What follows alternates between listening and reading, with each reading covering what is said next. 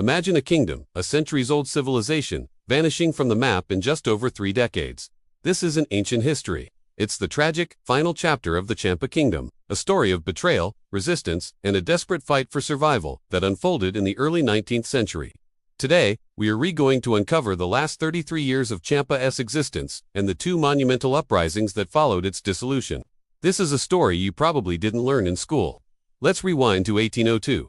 The Nguyen dynasty, led by Emperor Gia Long, has just unified Vietnam after defeating the Tay Son. As a reward for the Cam people's crucial support in the war, Gia Long restores Champa's autonomy. This region, known as Tran Thuan, Than or Pandaranga, wasn't fully independent, but it was close. It was a kingdom within an empire, directly subordinate to the court in Hue, but with a high degree of freedom. The man in charge was Po Seong Nong Sang, a gifted Cam general whom Gia Long trusted implicitly. He was appointed as the Chuang Ko, or commander, of Tran Thuan Than. Under his leadership, Champa thrived. They had their own government officials, their own military, their own laws, and, most importantly, the freedom to practice their unique blend of Hinduism and Islam. This was a honeymoon period, a time of peace built on the personal bond between an emperor and a loyal general. It seemed like Champa had secured its future. But empires change, and so do emperors. In 1820, Emperor Gia Long died, and his son, Minh Mang, ascended the throne. And with him, a storm was brewing. Minh Mang was a completely different ruler. He was a staunch centralist, a man who believed in a single, unified state under his absolute control. His policy, known as Nat the Ho, aimed to erase all autonomous regions and absorb them directly into the Vietnamese administrative system. Champa was now in his crosshairs. The pressure from Hue began to mount. The court started interfering in Champa's internal affairs, dictating who could be appointed as officials. They forced the Cam people to change their traditional customs and burdened them with heavier taxes and labor duties. This external pressure created deep cracks within Champa itself. The court became a battleground for 2 opposing factions. On one side was the pro-Vietnamese court faction, led by a man named Po Clan Thursday. They believed that cooperation and assimilation were the only paths to survival. On the other side was the traditionalist faction, led by Po Phauk, who fiercely advocated for maintaining Cam identity and autonomy. This internal division weakened Champa at the very moment it needed unity the most. The final domino fell in 1832. For years, a powerful viceroy in the south named Le Van Diet had acted as a political protector for Champa, using his influence to shield them from Minh Mang's ambitions. But in 1832, Le Van Diet died. With him gone, Minh Mang had a clear path. Without hesitation, the emperor acted decisively. He unilaterally abolished the autonomous region of Tran Thuan Than. The name Champa was wiped off the map. Replaced with Ninh Thuan Prefecture, it was no longer a kingdom, it was just another province of Dai Nam, the Vietnamese Empire. To crush any potential resistance, the last Cam king, Po Phauk, and his highest-ranking officials were arrested and taken to Hue as prisoners. After centuries of existence, the Champa Kingdom was officially gone. Its administrative death was swift and brutal, but the spirit of Champa was far from dead. The kingdom was gone, but the people remained, and their anger was about to explode. The year is 1833. The abolition of their kingdom and the harsh new rule by Vietnamese officials have pushed the Cam people to the breaking point. This is where our story shifts from political maneuvering to open bloody rebellion. 2 major uprisings would erupt, shaking the foundations of Emperor Minh Mang's southern territories. The first was led by a man named Katap Sumit. This uprising is unique because it was, in essence, a jihad, a holy war, the first and only one of its kind in Vietnamese history. Katap Sumit wasn't a general or a nobleman. He was a Muslim cleric. He had studied abroad in Kelantan in modern-day Malaysia, and even traveled to Mecca. He returned to Champa with a very orthodox, hardline interpretation of Islam. Witnessing the destruction of his homeland, he saw the conflict through a religious lens. His goal was clear and uncompromising: to call a holy war, to expel the Vietnamese and establish a new, purely Islamic state of Champa. He rallied followers from the Cam Muslim community, known as the Cam Bani, as well as Malay residents in the region.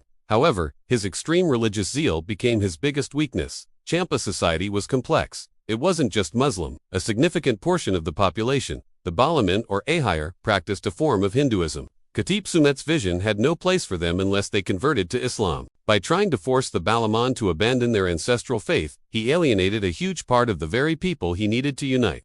This internal religious division doomed the movement from the start. The Nguyen court, with its superior military, quickly suppressed the rebellion. By early 1834, the uprising had collapsed, and Katap Sumit was forced to flee into exile in Cambodia. His holy war had failed, but the fire of rebellion had been lit. Where Katap Sumit failed by dividing his people, another leader would rise, learning from his mistakes. His name was Ja Thakwa, known to the Vietnamese as Dadoc Dien Su. He was a former subordinate of Katip Sumit who broke away to forge a different path. Ja Thakwa understood that to fight the Nguyen Empire, the Cam people needed to be united. His banner was not religion, but nationalism. His goal was to restore the Champa nation for all its people. This wasn't just a rebellion. It was a war of national liberation, and it was the largest and best organized resistance Champa would ever mount. Ja Thakwa was a brilliant strategist and organizer. He didn't just lead a mob of angry peasants, he established a provisional government. A state-in-waiting, he found a descendant of the old royal line, a man named Po War Pali, and crowned him as the new king. This gave his movement legitimacy. While the new king served as the symbolic head of state, Ja Thakwa was the real power, the commander-in-chief of the resistance army. His masterstroke was building a grand coalition. He successfully united the Muslim Cam and the Hindu Cam, bridging the divide that had fractured Katip Sumit's movement. But he didn't stop there. He reached out to the indigenous highland tribes, the Raglai, the Churu, and the Kaho, who also suffered under Nguyen rule. He forged a powerful alliance of mountain and lowland peoples, all fighting for a common cause. With this unified force, Ja Thakwa launched a coordinated multi-front war. His armies attacked Nguyen strongholds simultaneously across 4 provinces: Ninh Thuhan, Binh Thuhan, Phu Yen, and Can Ho. The rebellion was stunningly successful at first. The rebels managed to drive out the Nguyen forces and, for a brief, glorious moment, liberated the entire ancestral Panduranga region. They had taken their country back. The scale and success of the uprising shocked Emperor Minh Mung. He was forced to divert a massive portion of the imperial army to crush the rebellion. But military force alone wasn't enough. To break the will of the Cam people, the emperor resorted to acts of psychological terror. His armies were ordered to carry out brutal punitive campaigns. They systematically destroyed Cam temples and, in an act of ultimate desecration, dug up the tombs of the Cam kings, scattering their ancestors' remains. It was a message: not only will we defeat you, we will erase your entire culture and history. The war raged on fiercely. The Cam and their allies fought with the courage of desperation, but they were outmatched and outnumbered. The final tragic confrontation took place in 1835, deep in the jungle fortress of Lac Geep. In a brutal last stand, Ja Thakwa was killed in action. The heart of the resistance was gone. The puppet king, Po War Pali, was captured and executed. With their leadership eliminated, the uprising was completely and utterly extinguished. After 1835, the story of Champa, as a political entity, comes to an end. The resistance was broken. The Cam people were now fully subjects of the Vietnamese Empire, under the direct and unforgiving rule of the Hue court. There would be no more kings, no more autonomy, no more rebellions.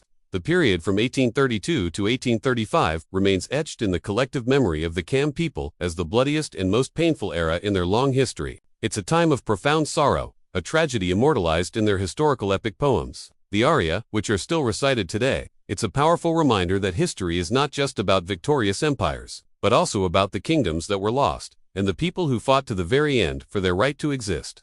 Thank you so much for joining me on this deep dive into a forgotten chapter of history.